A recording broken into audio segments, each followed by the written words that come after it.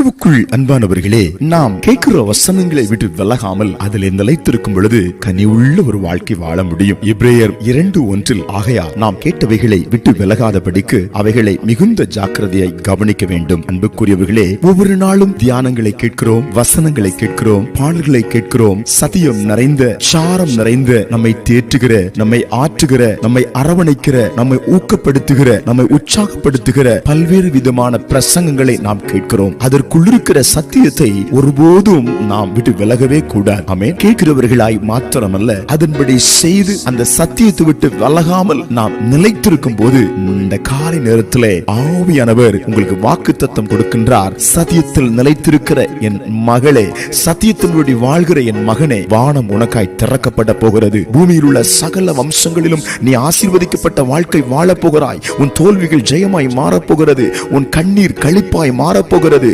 எல்லா விதமான சஞ்சலங்கள், கசப்புகள் எல்லாம் இயேசு கிறிஸ்துவின் நாமத்தில் மதுரமாய் உனக்கு மாறப்போகிறது. கர்த்தர் கொடுக்கிற வசனத்தை கேட்டுவிட்டு அப்படியே விட்டு விடாம, அந்த வசனத்தை விட்டு விலகாம அதிலே நிலைத்திருங்கள், ஆசீர்வதிக்கப்படுவீர்கள். ஜெபிப்போம். எங்கள் பரலோக பிதாவே, இந்த காலை வேளையிலும் கேட்கிற வசனத்துக்கு அர்ப்பணித்து அதன்படி செய்கின்ற, அதிலே நிலைத்திருக்கிற பிள்ளைகளுக்கு அற்புதம் இப்போவே சம்பவிக்கிறது, இப்போவே இறங்கி வருகிறது, இப்போவே உம்முடைய பிள்ளைகளுடைய எல்லா நெருக்கங்களும் மாறுகிறது. இயேசுவின் நாமத்தில் ஆமென்.